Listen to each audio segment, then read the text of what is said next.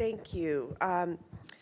Children's Hospital of Wisconsin was the first in the country to publicly identify what was at the time a mystery illness connected to vaping, found in 8 teenagers who were hospitalized with seriously damaged lungs. In response, I requested that the CDC establish an emergency operations center to investigate the cause of the outbreak and support states in their response. And I urged this committee to hold a hearing on this matter. So I'm pleased that we are here to discuss both the outbreak of this illness as well as the increasing number of children using e-cigarettes.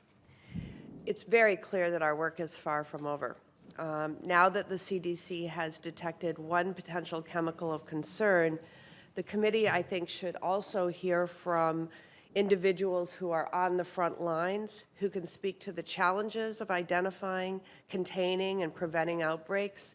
And I expect we'll learn more today that will indicate further action. At Children's Hospital of Wisconsin, many of the children with these injuries were hospitalized in intensive care units, and they required supplemental oxygen or mechanical ventilation to breathe.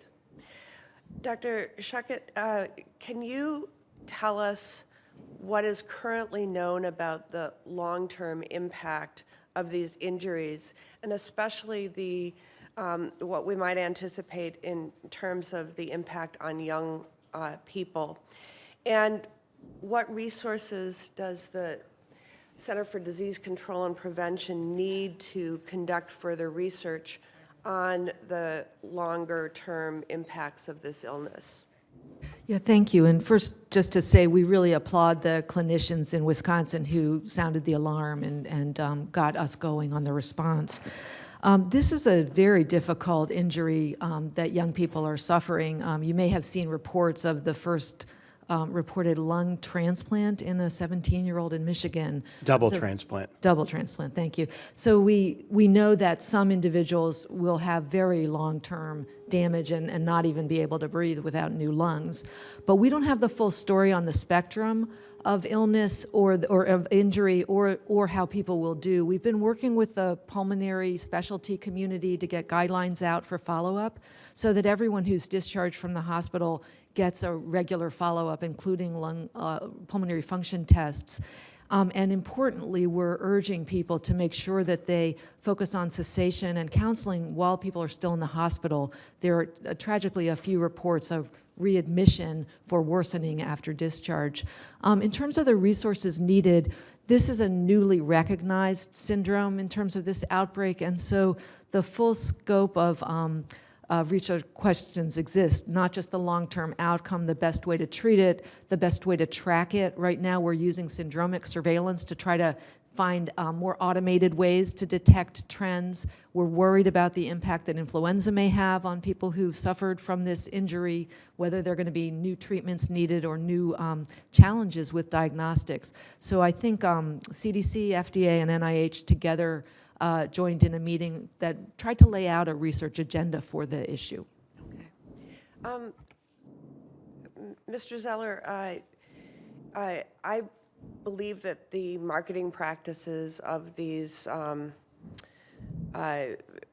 vaping product makers have played a role in the popularity of these products, especially among youth. And a study of Juul's advertising efforts from Stanford University School of Medicine found that Juul's advertising imagery in its first 6 months on the market was patently youth-oriented, to quote from the article, and that advertising was widely distributed on social media channels frequented by youth and was amplified by hashtag extensions and catalyzed by compensated influencers and affiliates.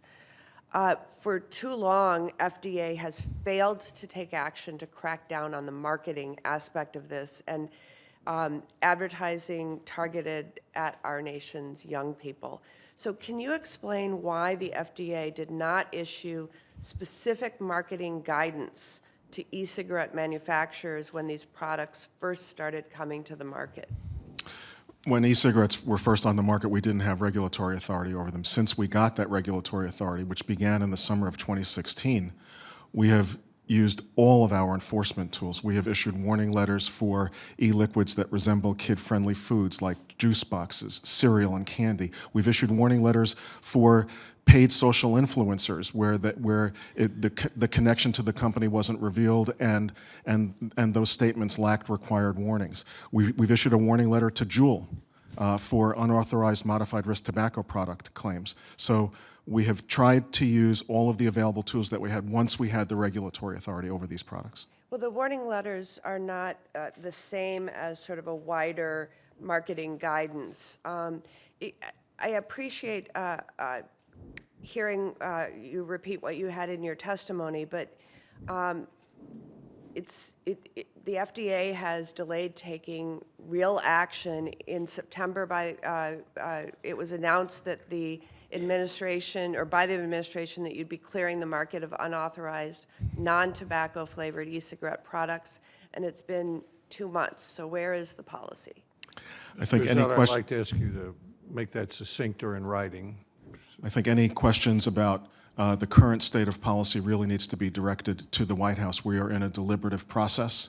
The White House made an announcement in September, and we are working to advance a policy consistent with taking steps to do everything that we can to protect kids from these products.